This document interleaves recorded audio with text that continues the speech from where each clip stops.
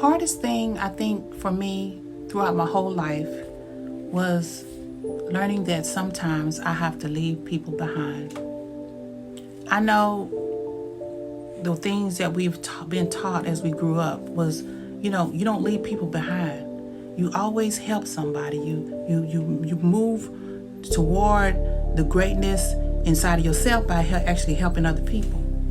But what happens when your choices, when they turn out to be you're trying to help someone, but they don't want to help themselves, and the load that they've made for you is heavier because they don't want to put the work in and they don't want to try hard enough, I think the hardest thing for me was dealing with the fact that I like to save people.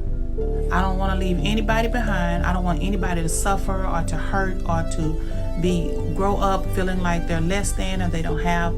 No one loves them. No one cares about them. So I put in the extra work that it takes to make people feel wanted, loved enough. When I realized that I was doing something incorrect, I had to immediately change it. I had to change it because the job that I was trying to do was God's job, not my job. And then I understood that if you're trying to climb the highest climb of your life, and it's a climb that you've never made before, you can't take extra unnecessary weight with you. And sometimes we're trying to drag people into our space. People that don't really want to be in there, and they don't want to play their part while they're there. They just want to be in that space for a minute sometimes. But I learned something about myself. That just because I like to make sure no one's left behind, or that I like to save people, make sure they're okay, take care of and make sure everybody's good, that doesn't mean that that's supposed to happen at sometimes the times that I'm choosing to do that with this type of people that I'm choosing to do it for. You have to be careful that you don't get so caught up in trying to save everybody that you forget to save yourself. See, there's one thing about life, it's like an elevator. They go up and it goes down. And in between these going up and coming downs, there's always a door that opens and let people out. You have to be like life with the elevator. Sometimes you're going to have to not keep people when they're trying to get out of there. Have you ever been with a person who's afraid and they get claustrophobic because they're afraid of the elevator? And the elevator gets stuck and they just go crazy. Be like, oh my God, I'm stuck. They're not really stuck. They just calm down. The door will open and they can get off. Well, there are people in your life that are just like that. I want to get out of here. I want to get out of here. I want to get out there. The reason why they're staying with you is because they feel as though there is something that you're giving them that's helping them. So they stick around for the help, not really actually wanting to change or to transform, but they want to stay because they know you'll be there, that you actually really do care about them, and that they're getting something from this.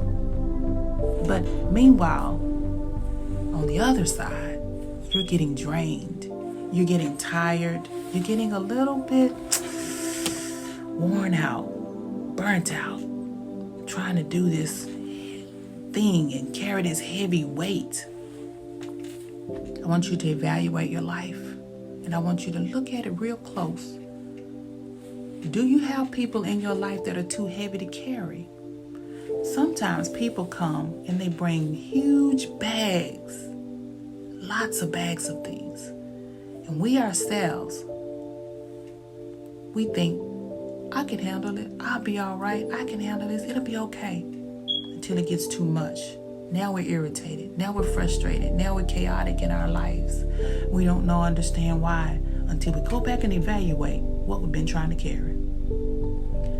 I believe that it is our duty to, yes, make sure everybody's good, take care of people, share, care. Yeah, I believe that. But I also believe that there are boundaries that you have to put in place for yourself. Because when you're a very caring person, you can go overboard. Sometimes you gotta leave a little bit back for yourself. So whenever you're trying to accomplish a goal and you're trying to experience something great in life, and sometimes the people that you're trying to take with you, they just can't go with you because they're not really into that, or they're not really for that, or they're not going to cheer you on, or sometimes they're going to hold you back. You got to let them go. You got to open up the elevator door and let them get off. Now, there'll be times, there's some people in life that you can go back and get. And then there's some people in life you just don't have to let them stay where they're at. I know that this sometimes can be hard. I know it can be very challenging because these are people that you care about and you love in your life. And sometimes we're just so addicted to doing what we do.